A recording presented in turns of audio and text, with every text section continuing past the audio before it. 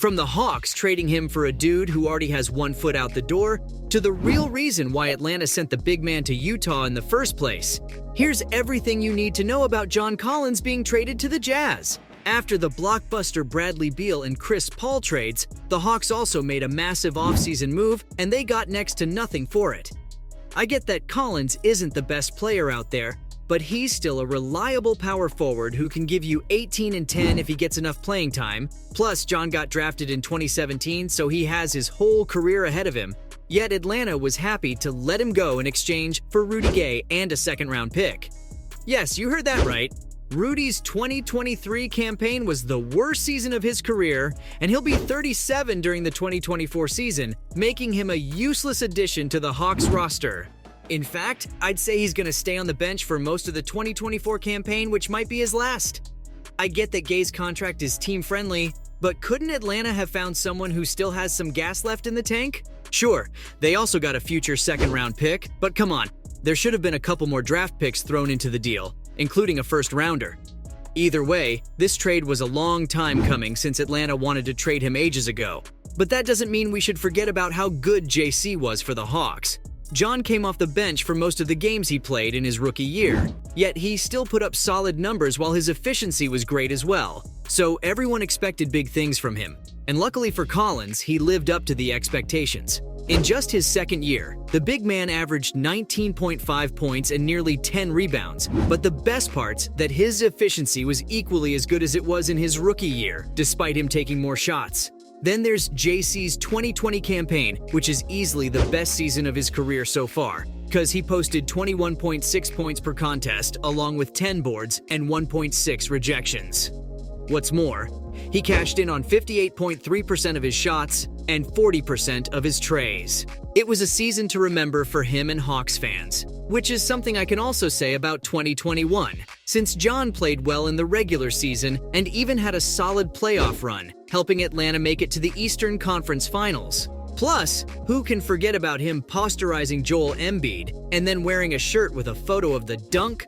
The Hawks were clearly impressed with him, signing him to a 5-year, $125 million contract in August 2021. But the 2022 season wasn't kind to the big man, as his stats didn't improve as much as they should have, nor was his defense getting any better.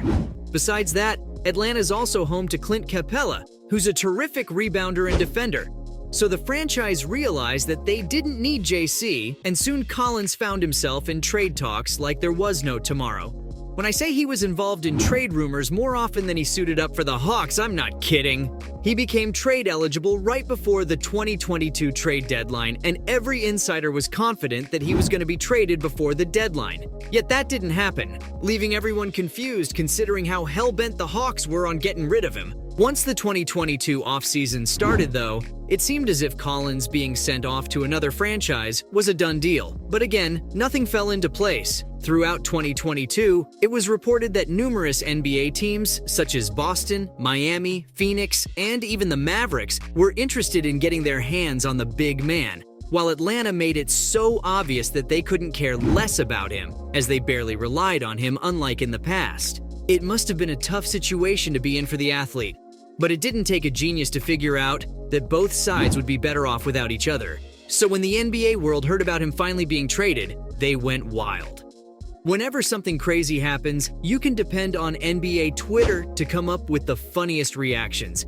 And this is no exception, with one fan calling JC the longest on the trading block guy of all time, while another says, finally the John Collins trade talks are over after 1,000 years. Some users were as disappointed as me because of how little the Hawks got in return for John, with one of them asking, why would the Hawks do this? Besides that, another fan called the trade underwhelming as hell, and one user couldn't believe that after so many trade rumors, Collins got traded for a bag of chips. Though one of the most common reactions was everyone being shocked that Rudy's still in the league, let alone being involved in a trade like this. But hey, as unbelievable as the trade is, it's a done deal now, and there's no doubt that he makes Utah a better team. After getting rid of both Donovan Mitchell and Rudy Gobert before the 2023 season, the Jazz officially went into rebuild mode, yet they still exceeded expectations thanks to their talented roster led by Lauri Markkanen. Sure, they missed the play-in, but at the start of the season, it looked like they were playoff bound. Laurie had the best year of his career, while Utah also has a bunch of talented players like Jordan Clarkson, Colin Sexton, as well as the 7-1 beast, Walker Kessler. And they're all going to be even better in the 2024 season.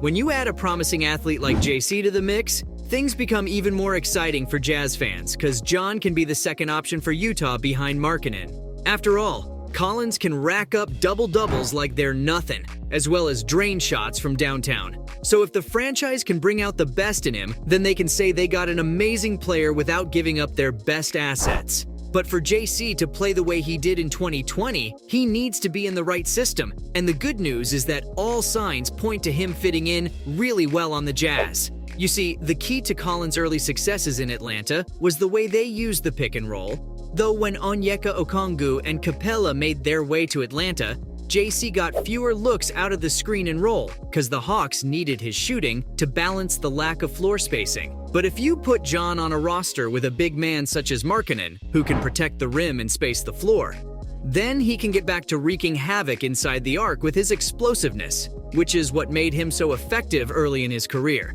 The finisher's one of the best shooters in the league, so unlike the situation in Atlanta, JC won't be forced to take threes anymore. Instead, he can play the way he wants to. I don't know about you, but it looks like Utah is the perfect team for Collins. In fact, I wouldn't be too surprised if John revives his career there and shuts up all of his doubters. The winners of this trade are clearly JC and the Jazz, while the Hawks are the losers. And it's all because they waited for way too long before pulling the trigger on this trade. As I told you earlier, Atlanta barely got anything in return for sending over a dude with a ton of potential. But if the franchise didn't take its sweet time, they would have gotten a much better deal. After all, John's trade value was really high until things went south in 2022. So before it got as low as it did, Atlanta should have said goodbye to him. But since they didn't, they'll need to live with how terrible this trade is. Though at the same time, there are two sides to every story. So let me tell you why the Hawks made the trade in the first place. Simply put, this was a cost-cutting move from Atlanta, because they wanted to get out of the expensive luxury tax, and now they have some much-needed flexibility when it comes to their money. The trade allows the Hawks a $25 million trade exception, plus with the crazy collective bargaining agreement that's going to be effective from July 2023 onwards, Atlanta wanted no part of Collins' massive contract. On top of that, the franchise already has dudes like Capella, Onyeka, and Saddiq Bey on their squad, meaning that they don't even need Collins anymore. Sure, they could have gotten more in exchange for JC, but at least the trade did some good for the Hawks as well.